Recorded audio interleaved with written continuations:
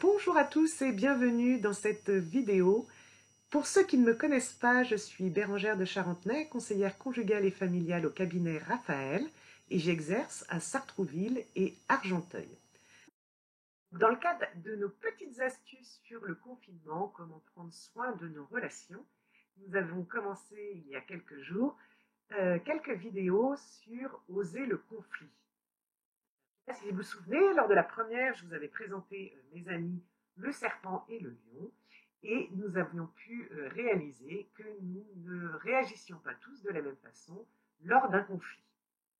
Puis lors de notre deuxième vidéo, nous avions donc vu que lors d'un conflit, chacun était sur sa tour, et donc certains voyaient un 9, d'autres un 6, et que nous n'avions pas tous la même réalité.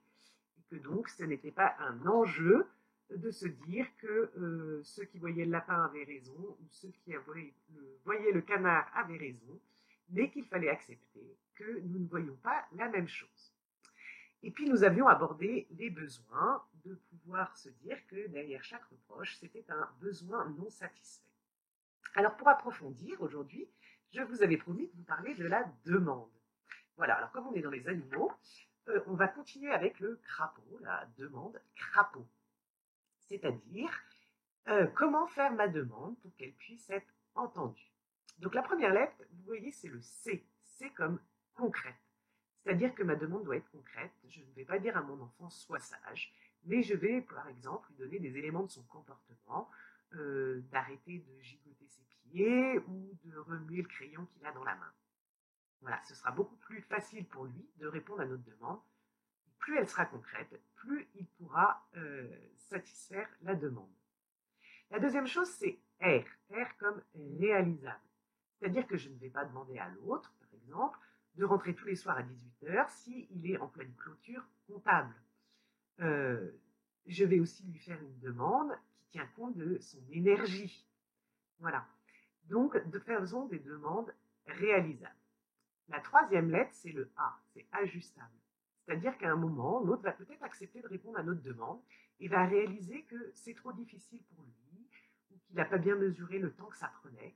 Et donc, il nous faut accepter qu'il puisse réajuster sa réponse à notre demande. Le quatrième, c'est P comme positif. C'est-à-dire que, par exemple, au lieu de dire à l'autre de ne pas laisser le dentifrice ouvert dans la salle de bain, peut-être on pourrait lui dire accepterais-tu de reboucher le dentifrice? Vous voyez, c'est plus acceptable pour l'autre d'entendre une telle demande. Et puis le dernier mot, la dernière lettre est le O. C'est-à-dire qu'une demande n'est pas une exigence. Nous devons rester ouverts et accepter que l'autre ne puisse pas forcément répondre à toutes nos demandes. Voilà, alors moi je vous propose cette semaine d'avoir des demandes crapauds et puis aussi d'inciter ceux qui vous entourent à vous faire des demandes et à pouvoir y répondre. Chacun répond en fonction de ce qu'il est et de ce qu'il est en capacité de donner.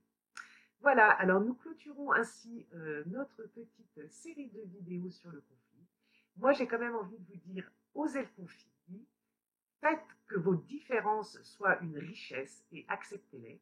Acceptez peut-être aussi, vous, d'être en manque, enfin de ne pas pouvoir répondre à toutes les demandes qu'on vous fait et que l'autre ne puisse pas non plus répondre à toutes vos demandes.